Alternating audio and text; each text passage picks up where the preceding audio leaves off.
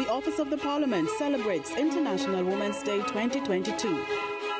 Gender equality today for a sustainable tomorrow. I'll tell you what discrimination against women looks like, because it takes on so many different forms. So we can start at the home, and when our girl child is conditioned or preconditioned to do certain chores, for instance, in the home, and the boy child is preconditioned to do others, which are not as uplifted. With the girl child's chores are usually home-based, so she's not allowed to, for instance, my sister, my older sister, she loved taking apart electronic items. So she would literally take our iron apart and put it back together. And she was not even a teenager when she was doing this, but nobody encouraged her to go into engineering or anything like that. And so when we start at the home, we see discrimination there. It's subtle, it's not overt oftentimes, but it's sustaining because it's prevalent, and it's what we inculcate into our culture, into our being, into who we are. And so we suddenly become preconditioned to being certain things as a girl that will go into a woman. So for me, discrimination is anything that prevents a girl child, a woman, a young woman, an older woman, any woman from being her best self, her most accomplished self. Anything, whether it's in legislation, it's in behaviors, it's in cultural norms, anything that prevents her from being her best unique self, that's discrimination. When we talk about gender equality, we have to address women in all of our diversity and then ask the question, are we achieving gender equality in all of our diversity? And of course the answer is no, because we still, when we think of gender, unfortunately we think of women and men. We don't think of women in all of our diversity, or men in all of their diversity. So I think it is achievable, yes, because we're talking about behavioral change. And bad behaviors can be unlearned. These behaviors that we have now inculcated into our culture and our beings, they can be unlearned, but it takes all of us to understand what gender is, to embrace inclusivity, to embrace all of our genders, and recognize that at the core of all of this is that we're all human beings. That's where we start. We're humans first. And so when we look at it, I look at it from a human perspective. I'm a human being in all of my diversity, whatever that shows up to be. And I want to be accepted, valued, recognized as a human being, period. Forget whether I'm a woman, whether I'm whatever. I want to be recognized as a human being and accepted as a human being and valued as a human being and treated equally as a human being. And I think if we start there, we would be further along on that road to equality for all human beings. But just recently, we've started hearing all of the different forms of gender. We're hearing intersex, we're hearing, well, we certainly have known about gay, lesbian, but now transgender has come to the fore. These persons who identify differently, they were always with us. They just weren't given a voice. They weren't allowed to speak. And so now they have taken their voice and they're using their voices and they're using their platforms to say, hey, look at me. And it gets right back to the comment I just made about being human. Irrespective of how they show up in the world or how they operate in the world, they're human first. And they want to be recognized and valued like we all do. Nobody asks me if I'm heterosexual. I don't walk around with a heterosexual placard on my back to be accepted. But a transgender person or gay or lesbian or bisexual person are always questioned. And why is that? Why is that? What does their sexuality have to do with how they are? They're smart, they can contribute richly to our societies. Why does their sexuality interfere with us understanding that? We have to value them as human beings.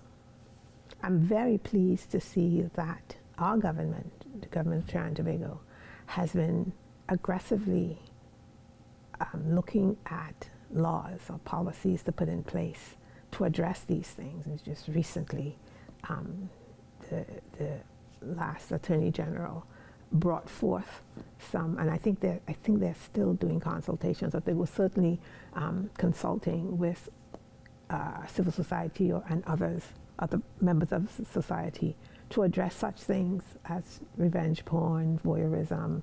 But even as we look at those subtopics, we have to understand what it means to different people.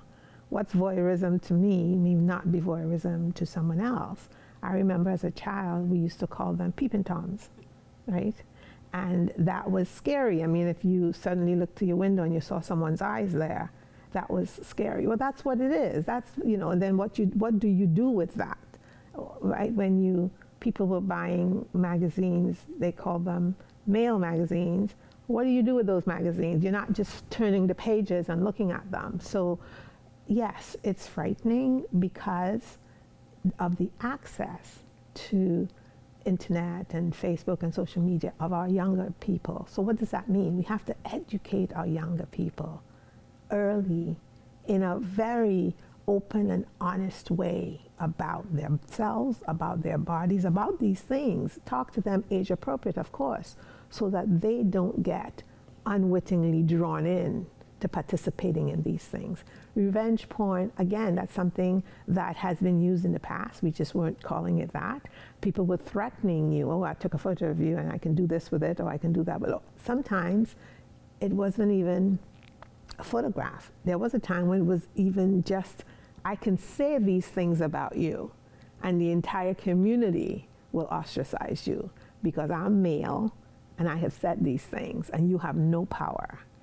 And that is what we're seeing now being played out on social media.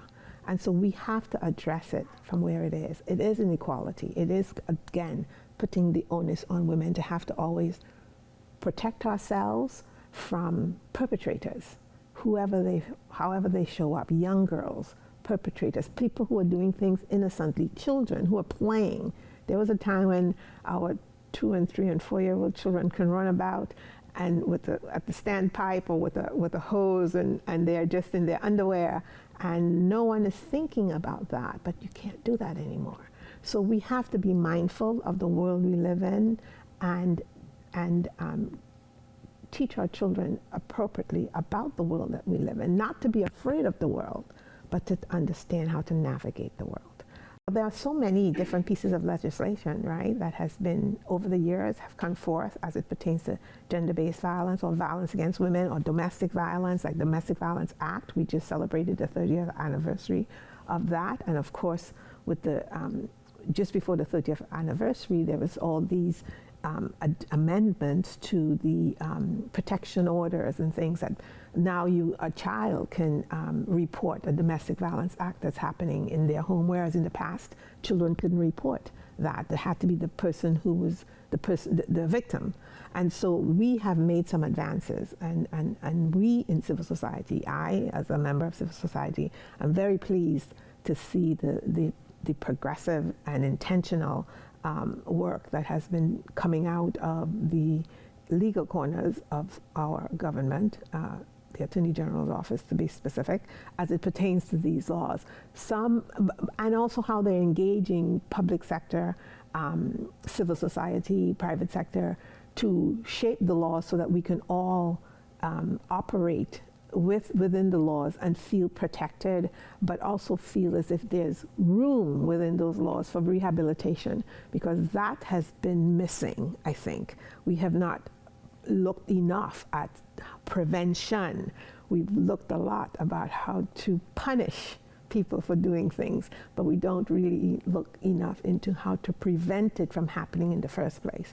So I think that's what we need to pay a little bit more attention to. I'm hoping that continues, and I'm hoping it's more aggressive. I'm hoping it's more intentional. I'm hoping that it is more timely, and also the implementation of these laws within the purview of all of us, because while we may have great laws on the books, and we already do, how they're implemented continue to be problematic.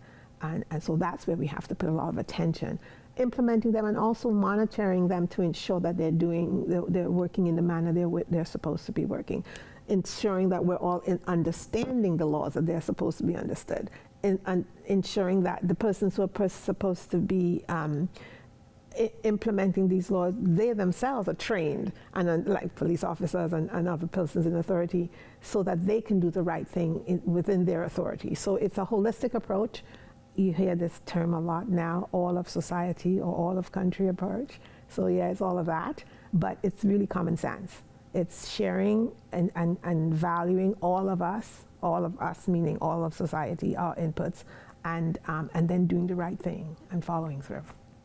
My message to all women, to my granddaughter, because I have a granddaughter, is to be your best self and do not allow anybody to devalue you.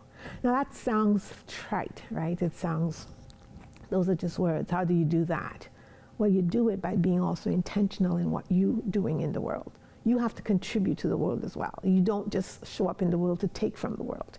You have to be willing to participate, and you have to be willing to give to the world. So when you do that, when you show up, when you're intentional, I think the rest will come. So my advice, or what I will say to women of the world of all ages, is to value yourself first, value yourself, and then value each other, and be intentional in whatever you do, because the world is your oyster, and you all are valuable. And we all need you as a society. We all need each other to continue to progress as a society. The Office of the Parliament celebrates International Women's Day 2022. Gender equality today for a sustainable tomorrow.